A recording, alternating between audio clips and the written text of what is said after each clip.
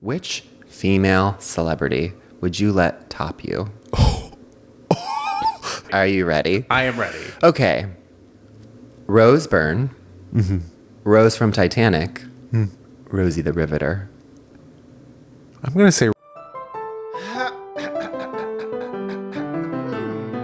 Oh, no. Greg? I thought this was a duet. Oh, so you're just going to sing all the parts? Those are not the right sounds. Can you hear me?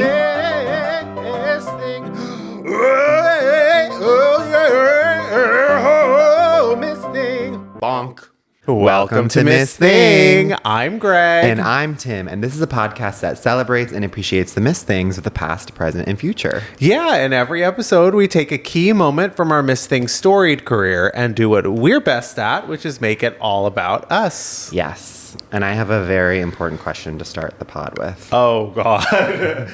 I'm buckling up. What do you think is the scariest way to wake up? Oh, God. Basic. I don't know. I find waking up every morning to be quite scary. Mm-hmm. Scariest way to wake up. Well, recently, I don't think I've told this on the podcast. Okay. I have therapy famously at 9 a.m. on a Saturday morning. Yeah. And I don't go every week, but usually I have something. We can tell. Usually I have something that gets me to set an alarm, unfortunately, every day, including on most weekends. And one Friday night I had been out and I got home at 12. It was not so bad. And I was in bed. I was like, do I really not have anything tomorrow? Of course. I'm not going to set an alarm. This does not feel good. But well, you wake up at 6 a.m. naturally anyways. Normally, but I'm okay, well, let me just put on a movie. I stay up till 3 or 4 in the morning, just doing whatever, nothing. And I wake up the next morning naturally. It's 10 a.m. It's so lovely. So just I feel rested for the first time ever in my life. Yeah. And all of a sudden my husband goes, Greg, wait, it's 10. I'm like, what? He's like, didn't you have therapy?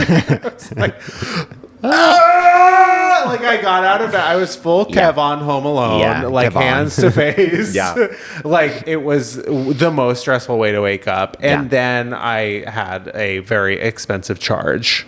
Wait, and did you fully miss therapy? I fully missed. Yeah. I woke up naturally as my therapy session would end. And then I looked at my phone. Of course, it was Greg, are you okay? Yeah. Are you alive? Yeah. That sort of thing. But that's just your body's way of saying that was more important that week. Sleep over therapy. Totally. Oh, the other thing that the scariest way to wake up is, and again, I talk about, I think I have a little bit of vertigo at any given moment. So sometimes I wake up thinking that there's an earthquake. Yeah. But it's just my stomach or my center of gravity. And I go, whoa, whoa, whoa, whoa, whoa. And I have to look at the water, and the water is not moving, but I am still moving so much, Jurassic Park style, that I actually do think that there's an earthquake happening. So that's a scary way to wake up. How about you? Those are both the incorrect answer. Oh. There's one answer. 20 minutes into the episode. And the correct answer is when you wake up and you see that you have a spider bite. Oh. I woke up this morning and I have a spider bite on my leg. Oh.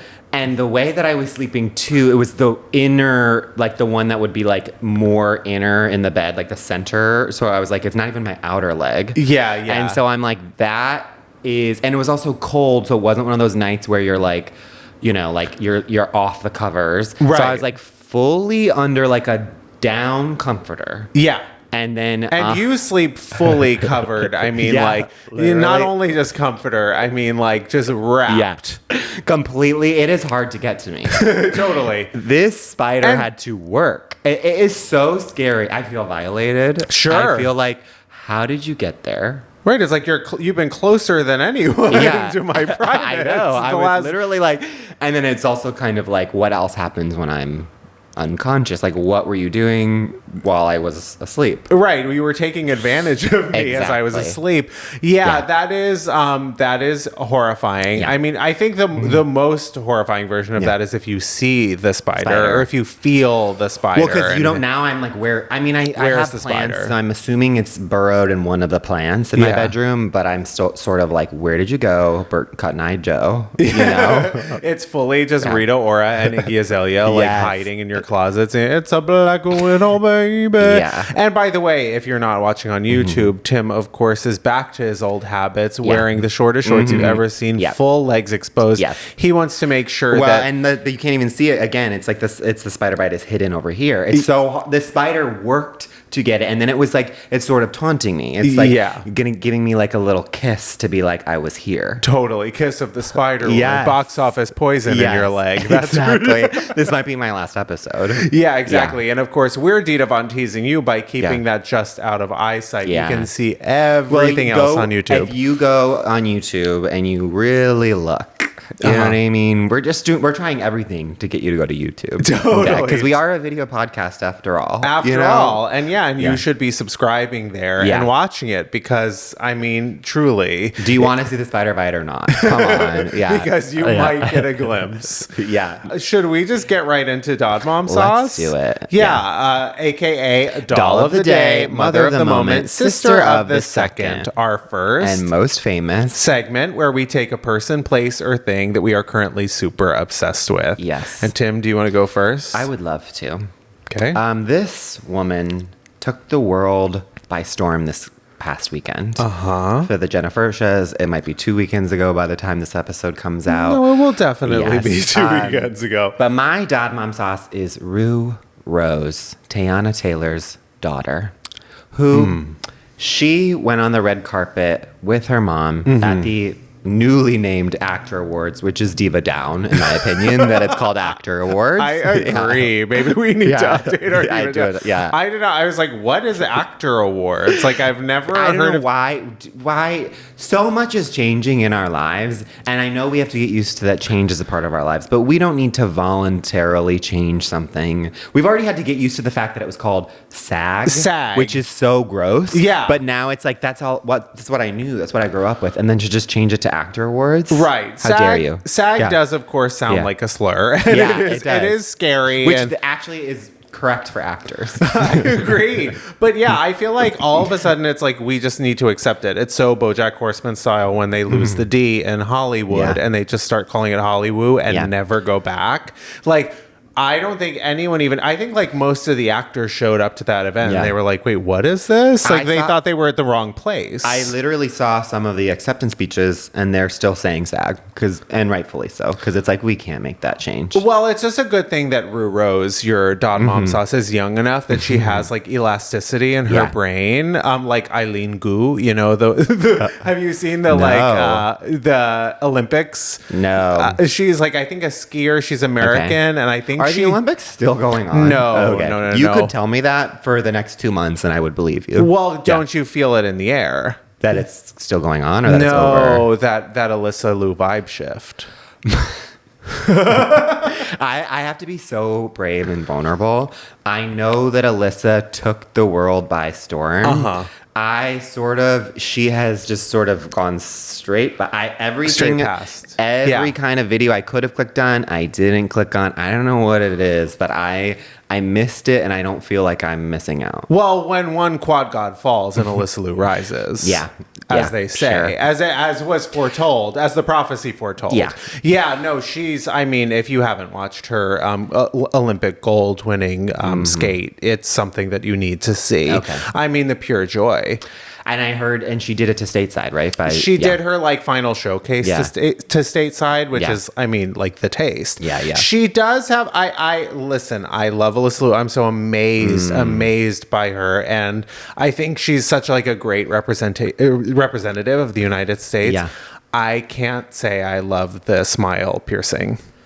Oh, okay. It's really hard for me to look at. Yeah, I the only thing I really know about her is that she has that like kind of Rosalia hair. The Rosalia hair, yeah. And she has a like a not a lip piercing, but it's like a septum piercing, but it's like inside the that lip. thing. So then like when she smiles, it's a piercing. Well, whenever I see that, I'm like, if you one wrong move during a makeout in Blood City. Bloodshed. Yeah. Blood City. Yeah. It's the new tongue piercing. No. Oh my God. How huge were tongue piercings when you were a kid? I was never on board with them. But I really would believe if you told me that you had one. I feel like I had a cousin who had one. Oh. And every time I saw it up close, and I'm sorry to this cousin, I was always sort of like, scared. You had a fright. I think, the clicking and clacking. Well, just also when you're eating and then you're just thinking about like food getting in there, it doesn't to me seem attractive. Yeah. But I know that there's some people who it's like there's nothing that you could want more. And then I'm also just thinking like when you are doing sexual stuff, and I feel like it would be I feel like it would be uncomfortable. I know they're saying it's be better, but I'm kind of like there's like a metal thing banging and banging and clanging in areas that I kind of want just like soft gums. Turning your teeth green. Yeah. Or like potentially chipping a tooth. Giving you tetanus. Well, I mean, and we don't even need to get into the Prince Albert of it all. I mean, I do not know how that works. I don't want to know, and I'm not going there. But I mean, lots of people, they were getting those tongue piercings. They were hiding it from their parents. It's like, but what do you do? Like, how do you keep your mouth hygiene? Like, do you put floss down there? I remember there was like a whole procedure that she would do. Yeah. But I block it out. But back to Rue Rose. Oh, sure. Yeah. And what I wanted to say about her is the reason why she's my dad mom sauce is because she reminds me of you. Oh. She is out here. We famously did a red carpet not too long ago. And she is standing next to Tayana, who is in like a sculpted, boobalicious dress. Yeah. Iconic dress, actually. Oh, I mean, they're all iconic every single week. It's painted on her, basically. Yeah. And then her daughter, 5 years old, is next to her, out mugging her, trying everything to steal the spotlight. Right. And when Greg and I were on that red carpet, Greg was throwing that jacket behind, just doing I was thinking like, wait, did I hook up with Ben's and Boom's manager? So I wasn't even like fully aware. You were not there. And you could see it in your eyes in the photos. Exactly. And out of the corner of my eyes, I could see you just sort of like 17 different poses. Right, sure. Very, very Rue Rose. Yeah. Well, as they famously say, a model is always moving her body. And that accent. Exactly. And that's what Rue was doing. And then the other thing that made me think of you, and which is why I'm obsessed with her, during the interviews. So she's doing the red carpet and she's getting interviewed, Tayana. And then Rue Rose keeps like tapping the interviewer and being like, excuse me, completely interrupting. And then she goes, can I sing you a song? And then obviously the reporter's like, of course. And then she's like, I'm going to sing Frozen. She calls it Frozen. She goes, but I'm going to sing it different than the lead artist. Oh. Could that be more you if you tried? Fully saying, I'm going to sing it differently. Yeah, putting her own spin on it. Sort of creating her own notes and her own melody. And it's one of those, her. And as soon as the reporter thinks that she's done, she takes the mic being like, I am not done, and continues singing Let It Go for far too long. And this obviously reminds me of you. And then on top of that, she finally finishes. And then she's like, oh my God, that was so beautiful. And she goes, I'm going to sing another. Oh my God. I'm over here like racking my brain. I'm like, she's coming for you. I'm like, did I donate sperm at some point? And I'm here. Your days are numbered because pretty soon it's going to be me and Rue Rose on this podcast. She's coming for my crown. But Rue Rose, please, you are welcome to come on the podcast at any time. But Greg, I need to know, what is your dad mom sauce? Okay, so my dad mom sauce, listen, not everyone is maybe going to approve of what I have to say. Oh, great. But my dad mom sauce is cigarette trays at parties. Okay. So I was at a party over the weekend. Okay. It was at a really nice house, really cool house, really cool crowd. Okay. Like DJ, like it was for the Freeze, because the Freeze Art Festival or whatever, it was just happening. It was for in Mr. LA. Freeze. Yeah, it was for, as I said to Lady Freeze. Your favorite line. This is a one-woman show. Thank you. Which is what you said when you walked in. Which, by the way, quick side note, Traitors finale was Maura Higgins not looking so Batman Forever. Yes. So hot. So, I'm not... So making such bad choices. It is insane, the bad choices that she made. Wow. I will say...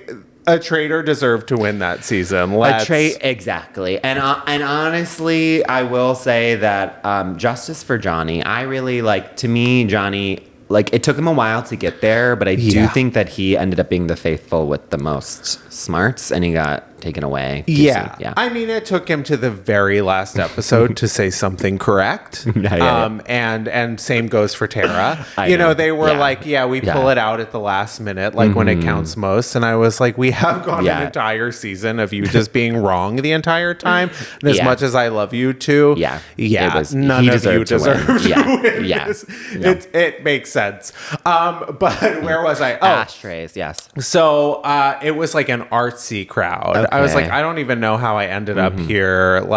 You people are all really cool. But the key detail to this party that has stuck with me is that there were plates and trays of just loose cigarettes for the taking. And listen, I don't smoke. And I don't condone smoking. And if you're smoking near me, by the way, don't do it. Because I am going to resent you. I hate the smell and everything. I don't want my clothes to smell like it. Oh, no. God, no. I want nothing to do with cigarettes lit near me. That being said, I do think it is kind of cool. It's unfortunately very cool. It's for cool people, but be over there, and then let me point to you from a football field away, and say, "Wow, that guy is cool. Don't come near me." Yes, and it makes you feel cool being around it at a place, where cigarettes are an option, and that you are at a place where the people around you are cool enough that they may pick up a cigarette off one of those trays and smoke one. That is so correct. And I remember you and I went shopping recently together, and you took me into some sort of home goods store near your house. And there were ashtrays, and there was a Mary Kate and Ash tray item. And I was like, now, if that isn't the chicest thing of all time. Well, because famously, that's one of the key details. I can't remember if it was Mary Kate or Ashley, but at their wedding, they had loose trays of loose cigarettes. And that's one of the most iconic. That fact is burned in my brain. And from being at this party, I just will remember that element of the party for a long time. It's just a great conversation starter. And also if you don't ever smoke or ever want to buy cigarettes, you could even take one, put it behind your ear, put it in your keep it in case if for whatever reason you may ever need a cigarette one day. Someone cool asks, do you have a cigarette? You say, hey, I do have a cigarette. The one cigarette that's in a safe, in the panic room. For that one day that you think you're gonna need it. Right. But I think we've been depriving the Gennifertias for a little bit too long. It's been way too long. I think we all have earned a little bit of a treat. Yeah. And that is gay name or straight name. Do you want to go first? I will happily go first. Logan straight. 100%. Logan is straight. Logan is actually pretty unique, I would say. He has incredible taste. Incredible body. Totally. Logan is so a guy that is interested in other cultures that aren't his. He's so not your culture is my costume, but he is just generally invested and curious about things that are a little unknown to him. Yeah. Logan knows he's that person in your friend group who knows 6 languages. Yeah. And you are so proud to be friends with him. Right. You weirdly are you're bragging to other people. I have a friend, Logan, he knows 6 languages because you feel smarter just by having him in your friend group. Totally. He's just busting out Mandarin at any given moment. No one around speaks Mandarin, but you're he's just casually throwing in Mandarin. And you're oh my God, that sounds cool to me. Yeah, we have no idea. He could fully be swindling us. Yeah. Well, that's the thing. Yeah. Like, Logan also could be a little bit of like a Tinder swindler, Yeah, but like 100%. he passes it off so well. Like, he's in his own reality, I think. And Logan smokes cigarettes. Logan's been known to smoke a cigarette or two, but he's not addicted. But he has it behind his ear. Yeah, he has casual, like, he's a casual smoker. Yeah. And doesn't have any of the hang-ups that come with smoking. And he's also always talking about, like, these cultural things that he's so interested in. Granted, he's never left the country before. No offense. Like, no offense to Logan, but never even left his city. He's actually quite a homebody. Yeah. But that's okay. Yeah. That's okay. All right. Oh, well. Yeah. I'll go. Okay. Brendan. Oh. I'm going to say Brendan's bi. Whoa. Okay. Brendan to me is someone who you find yourself on a date. You're loving it. You're so like, we're about to have the best sex of our lives together. Like, we're vibing. We're going. And then right as like, it's like check is coming, he starts like kind of like, tell me, just as a heads up. My girlfriend's at home. Yeah. I do have a roommate. She is my girlfriend. Yeah. She's cool with whatever. So he's poly. Yeah. Brendan is poly. But he's like suburban poly. And Brendan is like trying to get you to have a threesome with his girl. And you're like, that's not what we're here for, Brendan. No. Come on, give me a break. I'm here for you, Brendan. Exactly. I don't need your girlfriend watching us. And she always wants to watch. Even when she's out of town, they've got a camera set up. And by the way, you're fucking Brendan. Right. And so is she, doll. Exactly. Yeah. See, no, I think Brendan is gay.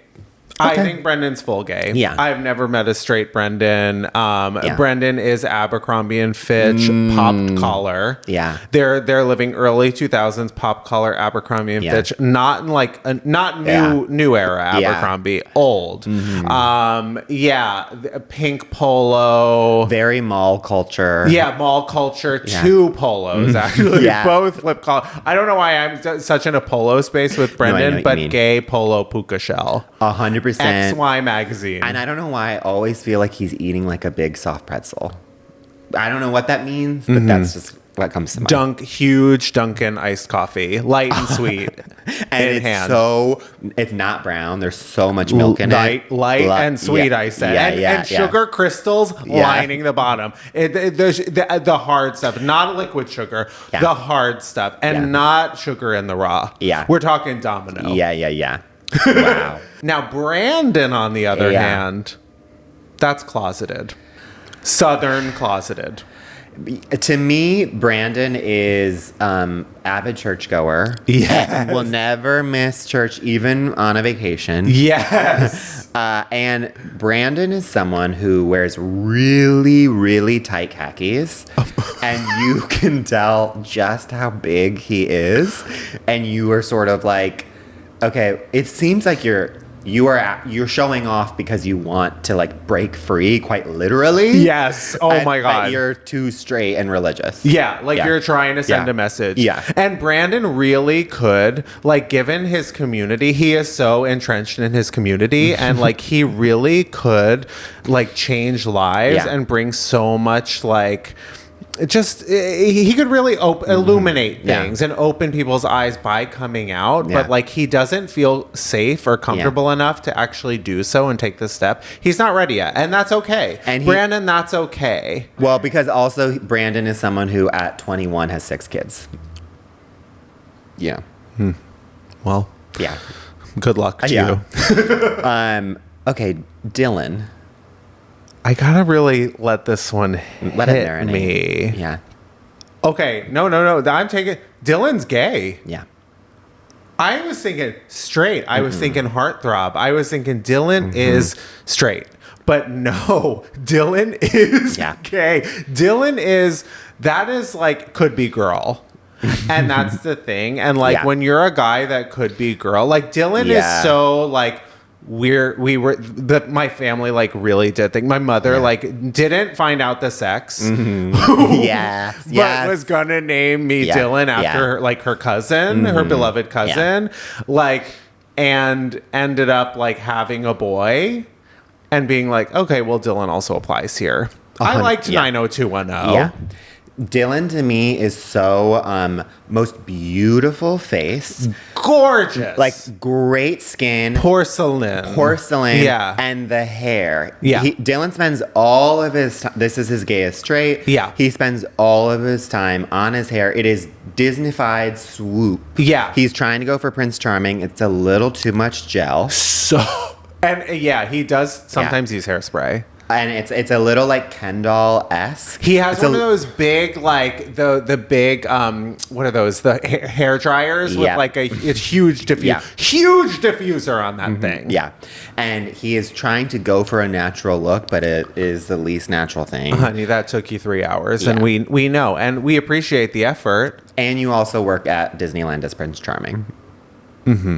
Yeah, and now he's getting into TikTok skincare videos. Yeah. Okay, and my last one, and then we're going to move on. Sure. Christian.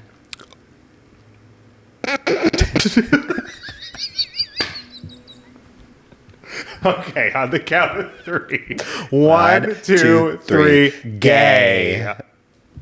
Yeah. I mean, it's the irony.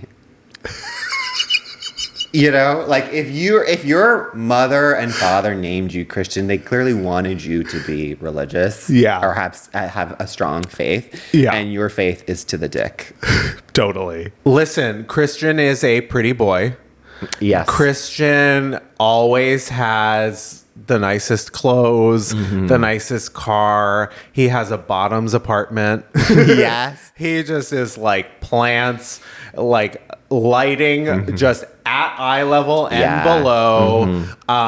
Record player, always playing just some like old, obscure, just incredible album. And you know what? Christians to me have such a jockstrap fetish. They are they're at the gym, that band is out. They want you to know that they're wearing a jockstrap. And their collection is scary. Totally. Because how many they have. Christian is so jockstrap at the gym, thong at the club. And crop top so that you can see, because it's above the waistband. No matter where they are, you're able to peek that underwear and the butt underneath. And by the way, they find any chance they can get to just like turn around and like look back at you, and they're obviously like, look. Right. Well, they have that Jesus hair like ingrained in their brains, so they've always they've always wanted Jesus's hair. And I think with that, it's time for a break.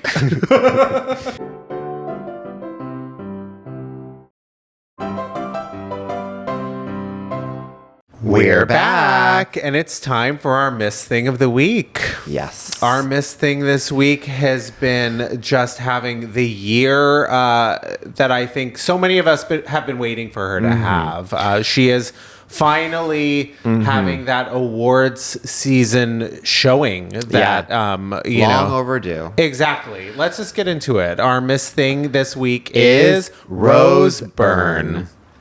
I think this is someone. There are a lot of people that people say can do comedy and drama. Yeah.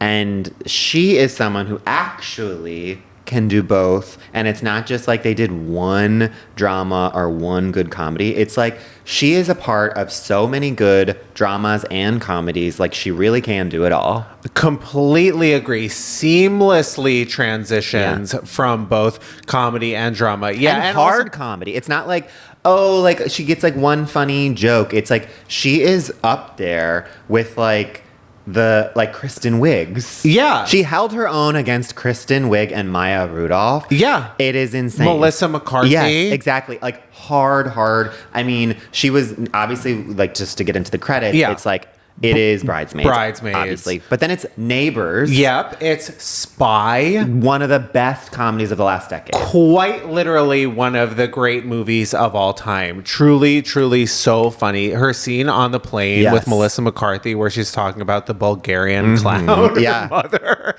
It is just like I can barely breathe thinking about how hard I was laughing when I watched that movie. But then then she's also got like a lot of TV shows. Yeah. We've got Platonic. I know. We've got Damages. Physical, on Apple TV, but Damages to me, like that was the moment. That's what made her. I feel like that's when everyone stood up and they were like, wait, who is this? And that is capital H hard drama. Yes. No, and like Damages was, that was such a big deal because it was like Glenn Close is doing TV and like talk about a show that like got people over to cable.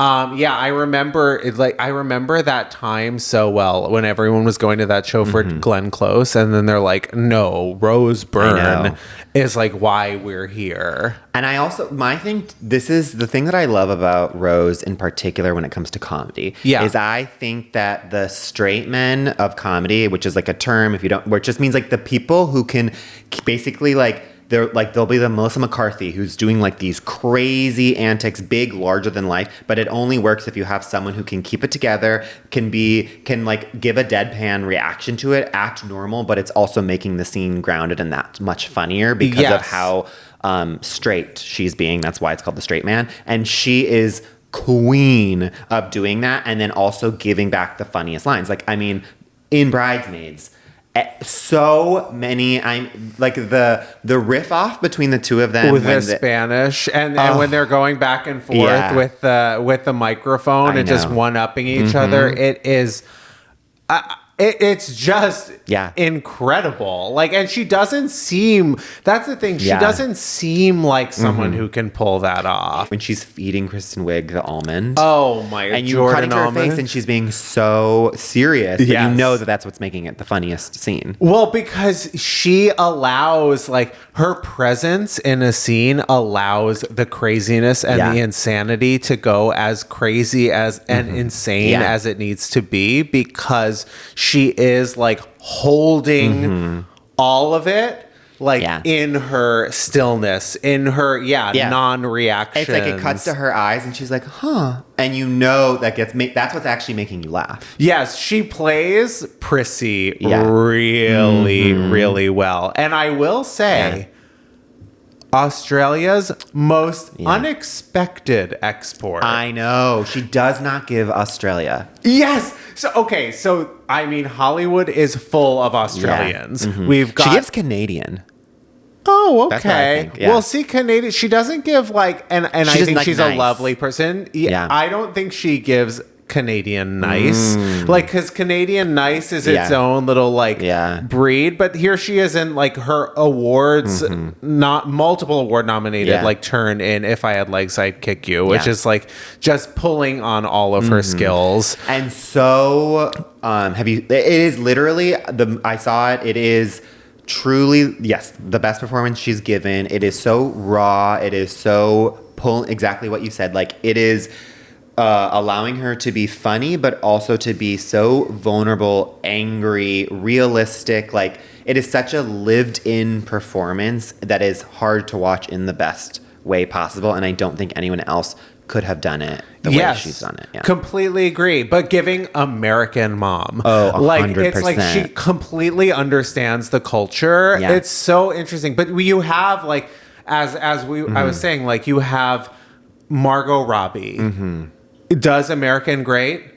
There's still Australian there. Nicole Kidman. Still Australian there. Like still doesn't like necessarily feel like they're from America. Even Chris Hemsworth. Hugh Jackman. They all like, yes, they do American well, but you're like, oh, they're still Australian. You like kind of know where they're from. Kate Blanchett. Yeah. But Rose Byrne, I'm always like, oh yeah.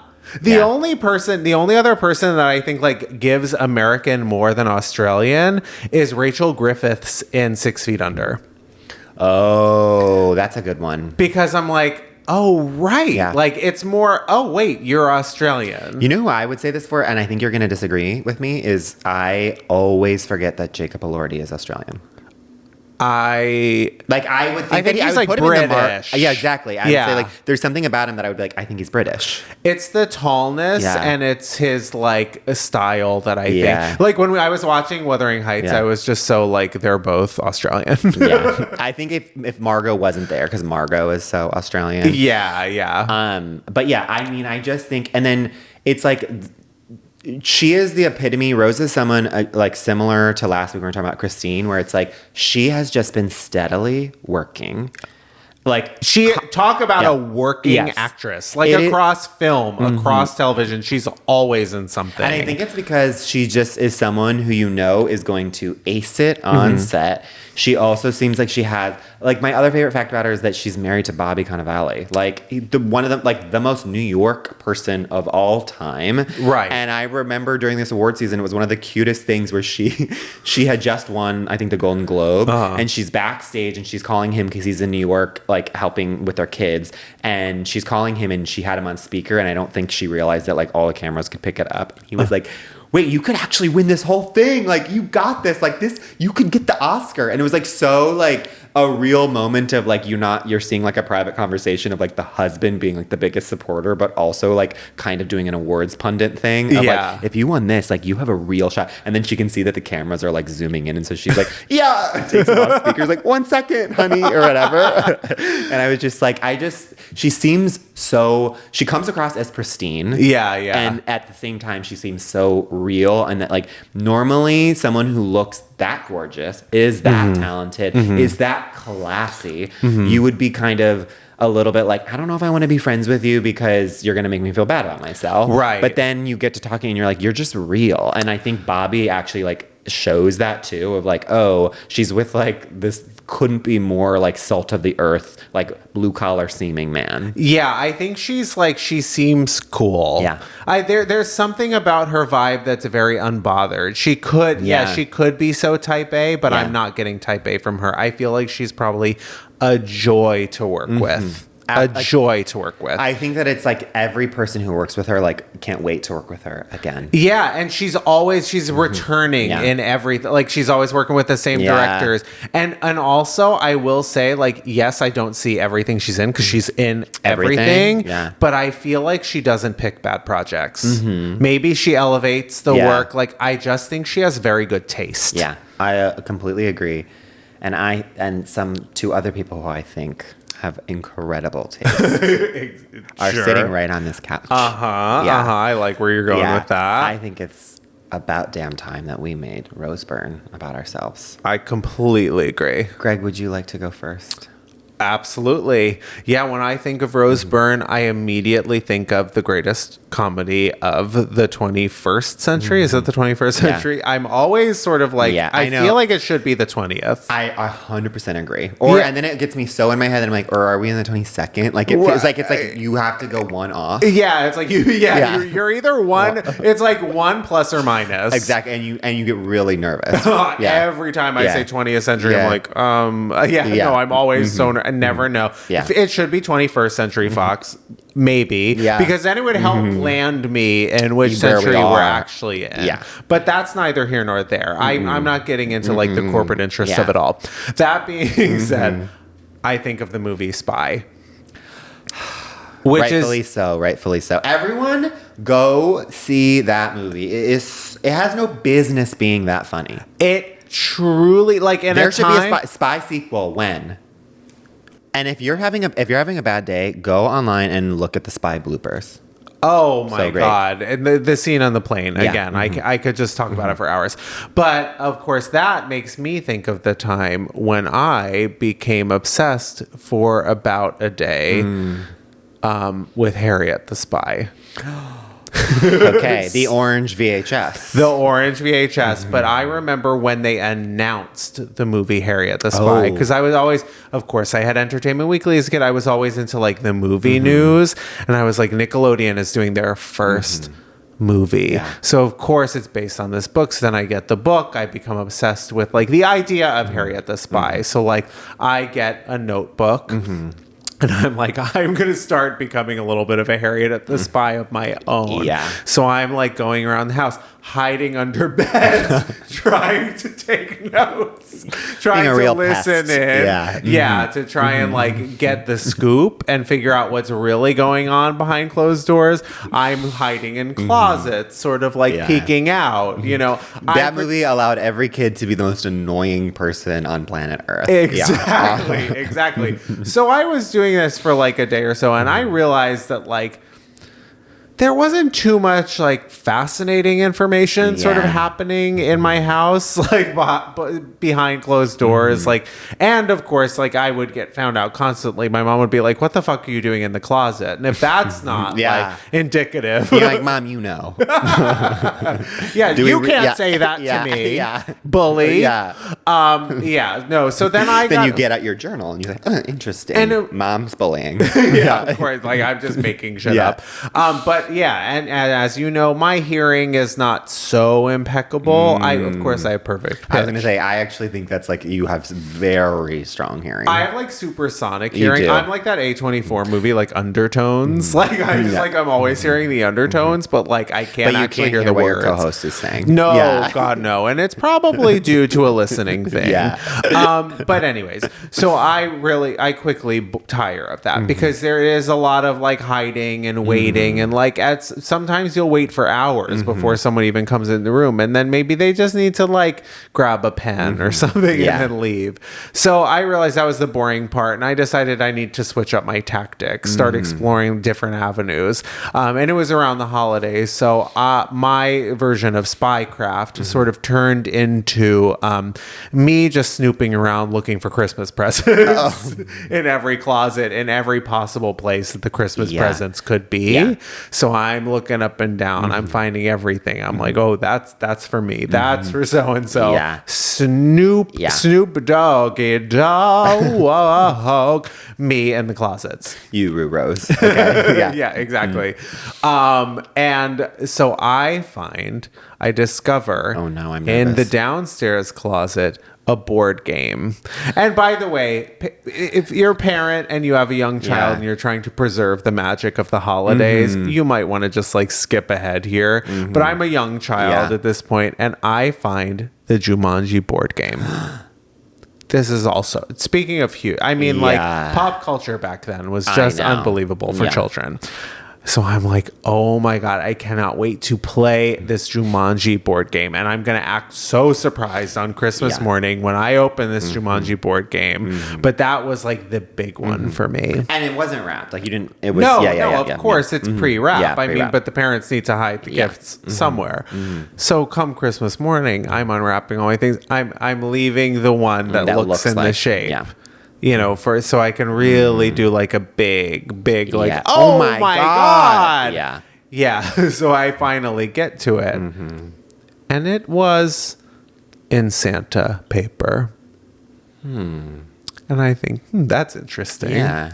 So I open the gift, and I'm surprised to find it's the Jumanji board game. Well, not so surprised to find it's the Jumanji board game, but surprised to see who it's from. Yeah. And of course, me being Harriet the Spy, no. I need to investigate further. Loss of innocence. Yeah. So at the end, you know, it was a wonderful Christmas. My haul was just incredible. Yeah.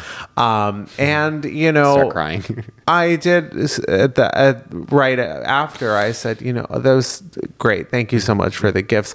I did notice. So I was actually like going through the downstairs closet and I saw the Jumanji game. And my parents were like, okay. And I was like, but I'm not sure if you're aware, that came in Santa paper. Yeah. And my dad, who never in a million years would ever want to reveal the information, he's like, well, Santa's not real. Wow. I didn't want you to find out that way. He was so upset, so devastated, and of course mad at me for snooping. Yeah. You know, but he that's actually started crying. Yeah. I You had to think console him. He did. Yeah. I think he was feeling really bad about it. Yeah. And sometimes it's worse for the parents, like, to like they get secondhand joy of like I want you to believe so like I can believe again. So like you took that away from your dad. But this is the tangled web we weave. Once you get involved with spying, you need to be willing to like understand you're going to learn some information that you can't unlearn. Yeah, there are some consequences that you have to be prepared to deal with. Yeah, exactly. And that was sort of and then that was the day that my father lost his innocence. Exactly. Yeah. Wow. When I caught him in a lie about Christmas, and that was a hard day, and I still I don't remember anything, but I remember that moment very, very clearly. The disappointment. Okay, well, I've talked enough. How about you, Tim? How do you make Rose Byrne all about you? I make Rose Byrne all about me from one of her most famous movies of all time. We have all seen it. We all know it. Okay. The Internship with Vince Vaughn, Owen Wilson, and Rose Byrne. Oh, see, I thought that was one with Anne Hathaway. But that's The Intern. And yeah. Okay. I don't think it was around the same year. Oh, so Intern was the Hollywood thing. The Intern was Anne Hathaway. Internship was more hard comedy. Sure. Okay. Again, she is hard comedy queen. Yeah. I mean, she doesn't do half measures. Nope. And that, of course, makes me think of this time that it was I was 21. I was in Boston, and it was going to be, I was living with my roommate, Michelle, and we were both like, wait, is this going to be our very first summer? Because normally in college, you like go back for the summer. Right. And we were living together in the North End of Boston, and we were like, wait, like, should we stay for the summer?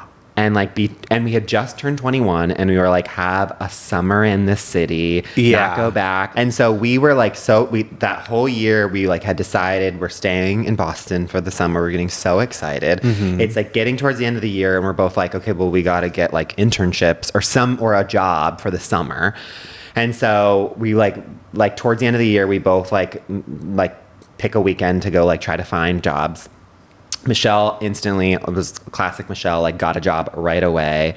And then I'm like, fuck, I gotta get a job. Like, cause my parents were like, you can stay as long as you can pay your own rent. And I was like, okay, fuck, how do I do this? I love that you're from a time when like interns made money. I know. I just a few years before you, let me tell you, an intern did not make anything. Even in New York City where I lived. And that's the thing, because I was like a job or a paid internship. Yeah. So then I went out, hit the pavement, and then I found an establishment called Improv Asylum in Boston, which is an institution. Oh, okay. And at that time, I had not done any improv. But I was like, this is going to be my summer. I go, I apply. It turns out it's like the hardest job to get in the world. Like I had the interview. The guy is like, okay, well, we pretty much already have someone that we want. Like, they're a qualified candidate, but like you were already on the list, so we're just seeing you. And so I was like, fuck, like I really have to pull out all the stops. Yeah, and to be a gay person attempting to tell a joke to anyone in Boston, I'm sure it was not warm waters. And the other thing was, it was like, first off, it was also like, I just was like, you're a paid intern, which is basically you're just like sweeping the floors, being front of house. You're just being like a cleaner. Yeah, you're being like Cinderella, the house. And you're getting you're getting like less than minimum wage. Like that's how it was like a paid internship, where it was like, we'll pay you, but we'll pay you like, And I was like, and that was basically what my angle was. Like, I was like, listen, I love improv. I've been here so many times, never set foot in the place. And I was like, I eat, sleep, and drink improv. So I will do anything. You guys you will not be disappointed if you hire me. I will work I literally also said, I was like, I will work 7 days a week. I will work long hours. I won't ask for overtime. Like whatever the stipend is, like I will take. Like you guys will be so happy with me. I won't complain. Like I'll stay 2 hours late, get there 2 hours early. Like doing things I shouldn't have done. Lying through your goddamn teeth. Absolutely. Yeah. I was basically like kissing his feet. I was like, I will do anything you know. Yeah. And he was like, okay, like this is, because he basically had said like, we already are about to hire someone, like what sets you apart? And I was like, I will work harder than anyone, whatever. And so then I leave the place. Wake up before 3 p.m. I know, exactly, but I will do this. Comedies at night. Yeah, exactly. And then he had also said, he was like, you'll have to be here at 7 a.m. I was like, I'll be there at 6 a.m. Just like full lying out of my ass. Yeah, of course. I leave that place. It was maybe 2 minutes after I leaving, he called me. He said, I got it. Yeah. I was so no proud one of else myself. up for it. Yeah. And then go back to Michelle. I remember we were like, it was like, I remember truly so vividly. We were on the rooftop of our apartment, like getting drunk at like 5 p.m., like so excited for the summer that we're about to have, making all these plans about like, oh my God, this is literally going to be the best summer we've ever had in our entire life. Like this city is ours. And she was like, I know, I can't believe we're doing it together. Yeah. We're working women. Exactly. Yeah. I check my email a little bit later. Oh no. Then I find out that I actually, a month or so ago, I had applied to be an intern, an Emmys intern in Los Angeles. Didn't think I would get it. I got it. Yeah. So then in that moment, after like Michelle is literally toasting, like she was like, this is the best ever of our lives. I was like, hey, so you have a guest bedroom in your house in Manhattan Beach. What would you say if I actually lived in your hometown for the summer and you lived here? And so LA's calling. The tone shifted. She was happy for me, but it was, and we had already been drinking, so it was like, so then it sort of took a somber tone. Sure. Yeah. And so then it's a bigger city. It's a bigger city. Yeah. So more in line. Yeah. I had to call Improv Asylum. They were not too pleased with me because no one else was actually waiting in the wings for that job. Well, they had turned that other person down. Oh my God. They did I remember too, they were basically like, you're banned from this institution. They were so mad at me in the moment. And I was like, listen, I've never stepped foot in that place. Okay, whatever. Yeah. They really got you. They got me. Yeah. And then sort of Michelle was in our apartment for the summer and I was living with her parents in Los Angeles. You were such the king of internships. I will readily take that. Well, wait. Okay. What? If you guys thought that we were about to go to break, well, snooze you lose, because we're about to play another game. Oh, Get fucking ready, Greg. All right. So the other thing we didn't say about Rose Byrne, which is I have a childhood friend who is a lesbian. And the reason I bring that up is because she always never forgets to remind me that Rose Byrne is big with the lesbians. Oh, has interesting. A big fan base because of damages. Oh, yeah. A hard woman in the workplace, I think, really does like appeal to lesbians. And of course, now she's been really playing to her lesbian fan base by getting that undercut. Oh, right. For If I Had Legs, I'd Kick You. There's just something about her that I can totally see why lesbians love Rose Byrne. And it makes me think of a game. Okay. So, my game for you is, which female celebrity would you let top you? Are you ready? I am ready. Okay. Rose Byrne. Rose from Titanic. Rosie the Riveter. I'm going to say Rosie the Riveter. Absolutely. Those guns? Absolutely. And her she'll pin you legs down. Her legs are even stronger. And she knows how to work with tools. And that bandana. No sweat's going to fall off of her face onto you. Yeah, love. And Rose Byrne, of course, I think would be great in that situation. But I think when we're we've just got manpower behind Rosie the Riveter. Yeah. No offense, but strong enough for a man made for a woman. To feel it. Yeah. Okay. Gillian Anderson. Cate Blanchett. Sigourney Weaver. Cate Blanchett. Why? She's a Taurus.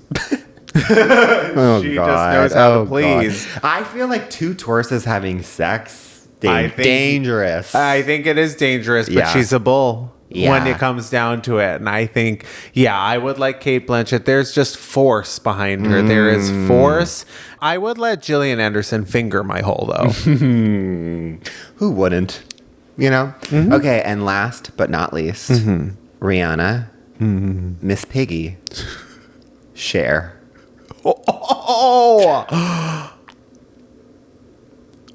Rihanna. Why? That's my girl. Yeah. That's my girl. I need Rihanna to do whatever it is that she's going to do. Well, you know what? Yeah. Actually, no. Yeah. I'm going to say Cher because I need Rihanna to be in the studio working on music. Yeah, you're right. And Rihanna does not have time to top me. Yeah. Miss Piggy, she's just a pillow princess. You're right. Let's be frank. I mean, she's not putting in any of that effort. She's lying there. She's topping you, but you're on top. Do you know what I mean? I'm the bossy bottom in that situation. Wow. and with that, it's time for a break. Definitely.